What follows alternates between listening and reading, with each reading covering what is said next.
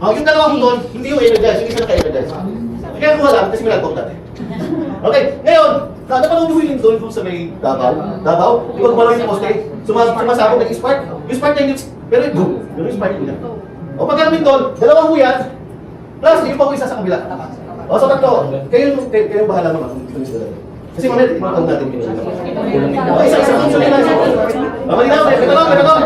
Una po, tanong natin. Tanggalin natin mga tambak. Kahit tanggalin yan, di ako siya din. Okay, lapit. Okay.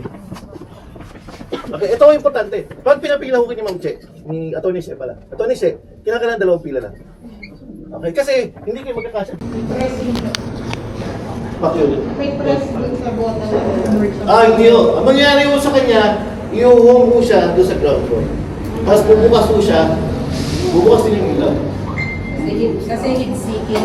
Okay? So malinaw? So pagka nasa loob kayo, bababa ho siya. So pagka pipindutin niyo ho to, hindi ho to aakyat. During an emergency, o during pagkatulong ng alarm, hindi niyo na ito magagamit. Nasa baba na lang siya. So malinaw po. Malinaw. Dalawa ho, ang secondary exit natin. Yung pinuntahan natin isa, at ito. Ang primary exit natin yung staircase. Okay? So, alternate exit. Pagdating niyo mo dito, hindi ho siya dead end.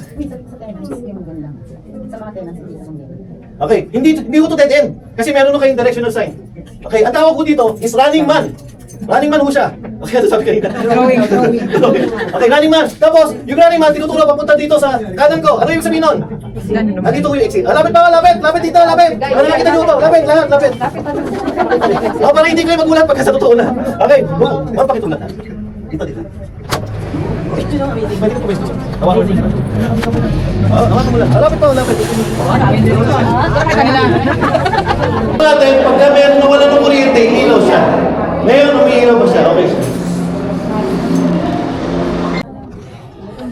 It's part real. I heard that Cyril, that's the start of the code and study. Okay, dali, paparad yung CCTV. Bahala kayo. Paparad ko yung CCTV.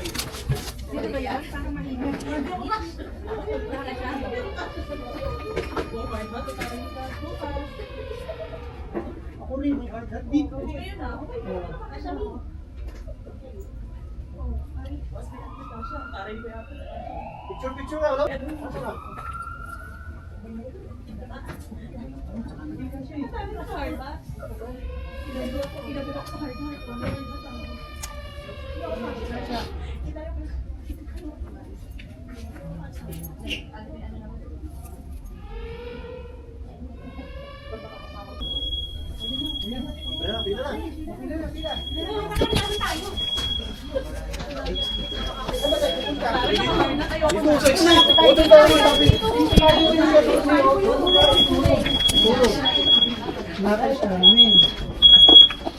Let's go.